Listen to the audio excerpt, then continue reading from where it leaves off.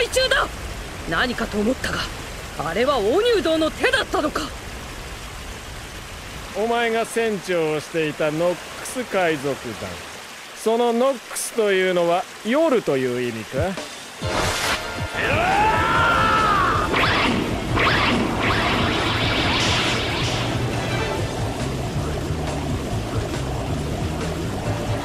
ニュー道を追え。 A さん目当てらしいな。何！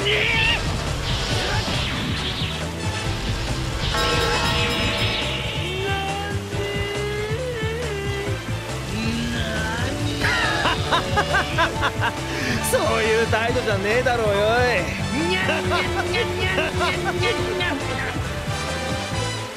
麦わらのルフィにこれから会うなら伝言を頼みたい。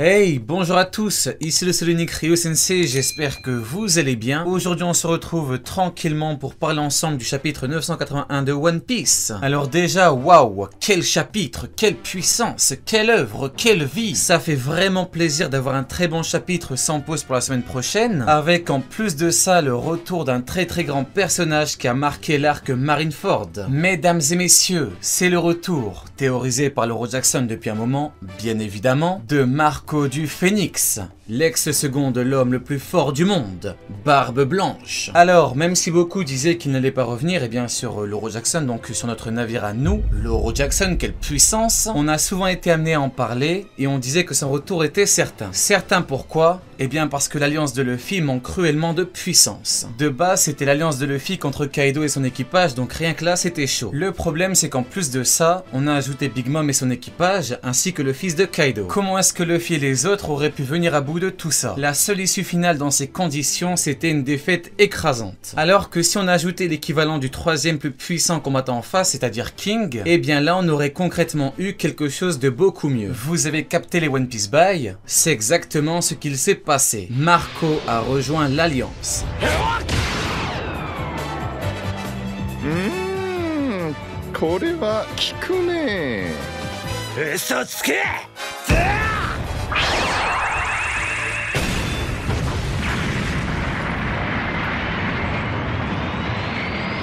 Ici, les forces sont déjà beaucoup plus équilibrées. Le problème, c'est que l'équipage de Big Mom faisait comme qui dirait tâche. Il faisait tâche parce que si les Mugi se prennent les Tobiropo et que les Foro Rouges se prennent les Numbers, on aurait forcément été ennuyé par ces puissants personnages. Du coup, eh bien, c'est pour cela que désormais, ce n'est plus un problème. Et ce qui s'est passé, c'est pour moi du Eiichiro Oda à 100%. Il y a vraiment que lui pour te dégager l'équipage d'un Yonko en un seul coup de pied comme ça tranquillement, alors que ce même équipage s'était déjà fait dégager par un autre coup de pied. Du coup, on se retrouve avec l'un des êtres les plus puissants au monde en allié, et en plus de ça, Nekomamushi, donc l'un des plus puissants Minx. Sur Marineford, Marco a échoué en tant que second. En effet, le second équipage doit assumer avec son capitaine les conséquences des batailles menées. Sur Marineford, le but, c'était de libérer Ace et de repartir avec le moins de pertes possible. Le problème, c'est que Ace a perdu la vie, que le capitaine a perdu la vie, que les pouvoirs du capitaine ont été volés, que Marco s'est fait menotter, et que Jose a perdu un bras. Sans compter toutes les pertes du côté de l'équipage de Barbe Blanche. Donc oui, ce n'est pas concrètement de la faute de Marco, mais en tant que second équipage, il doit porter l'échec global sur ses épaules. Et d'ailleurs, c'est pour cette raison qu'il a formé le nouvel équipage de Barbe Blanche et qu'il a voulu s'en prendre à Barbe Noire. C'est très simple, il a voulu venger l'honneur et la mémoire de Barbe Blanche, de Ace, ainsi que de tous ceux qui sont tombés au combat. Le problème, c'était le manque de puissance, mais aussi et surtout le surplus de puissance de l'autre côté. Barbe Noire a désormais les pouvoirs du Yami et du Gura. Dans tous les cas, Marco n'aurait jamais pu venir à bout de Cheech et son équipage. Et d'ailleurs, on nous a clairement dit que la défaite a été écrasante. Si on nous dit ça, bien sûr, ce n'est pas pour rien. En réalité, ça a double effet. Nous démontrer la légitimité de Barbe Noire en tant que nouveau Yonko, et aussi nous dire que Marco n'a pas pu venger tout le monde. Cependant, maintenant, eh bien Marco est venu rejoindre les rangs de Luffy, et là, tout va changer. Tout va changer pourquoi? Eh bien parce que ce n'est pas juste un personnage très puissant qui a rejoint l'Alliance. C'est vraiment beaucoup plus profond que ça.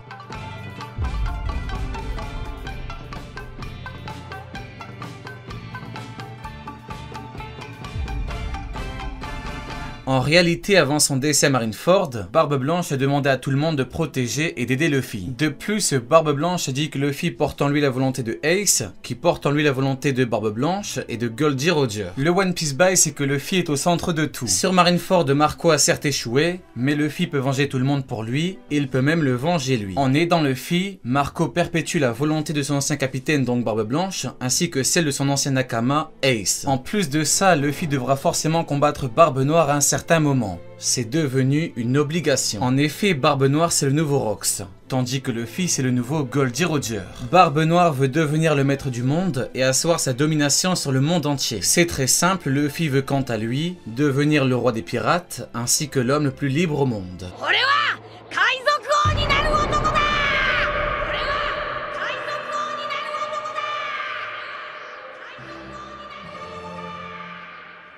Quoi qu'il arrive, tous les opposent. Luffy va combattre et battre Barbe Noire parce que Luffy doit combattre et battre Barbe Noire. C'est la même chose pour Doflamingo. Luffy l'a combattu et battu parce que Luffy devait le combattre et le battre. Les enjeux étaient beaucoup trop gros. Corazon, Trafalgar Law, Rebecca, le roi Riku, Dressrosa, etc., etc.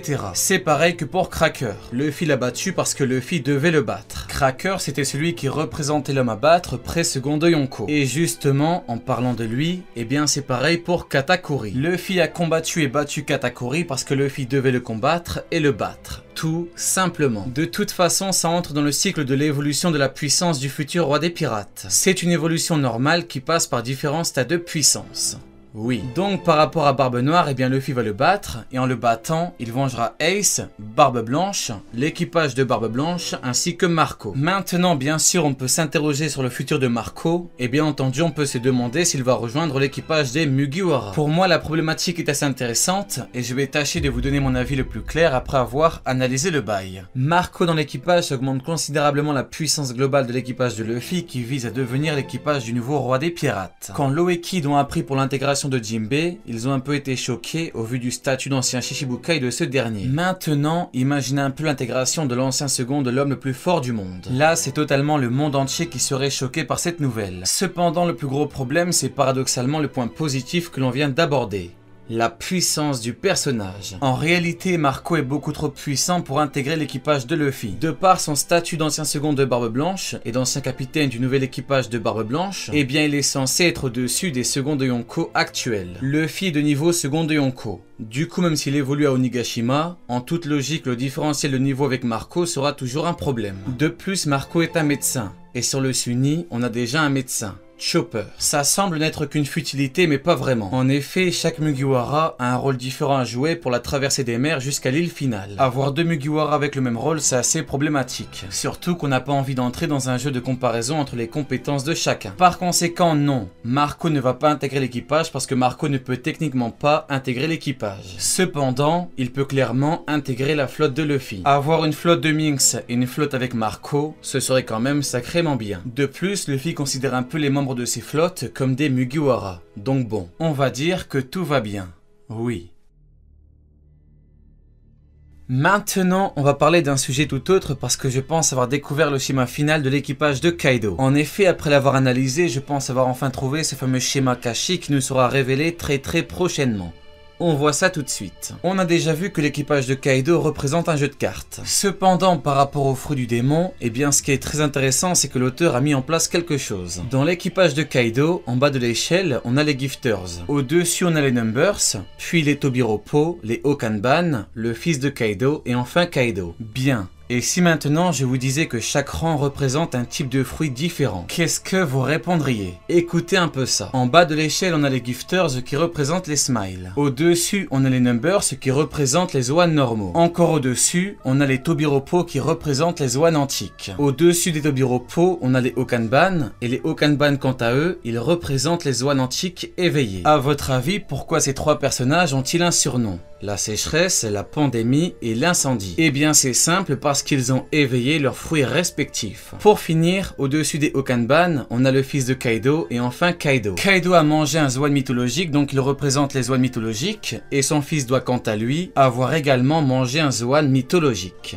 Oui. Kaido représente le boss du jeu de cartes. Son fils est l'As, King, Queen et Jack c'est le roi, la reine et le valet. Les Tobiropo représentent le 10 ou le X de XY, le 9, le 8, le 7, le 6 et le 5. Doflamingo et Joker représentent le Joker. Et pour finir, le 4 représente les Numbers, le 3 les Gifters et enfin le 2 les Waiters. Merci à tous.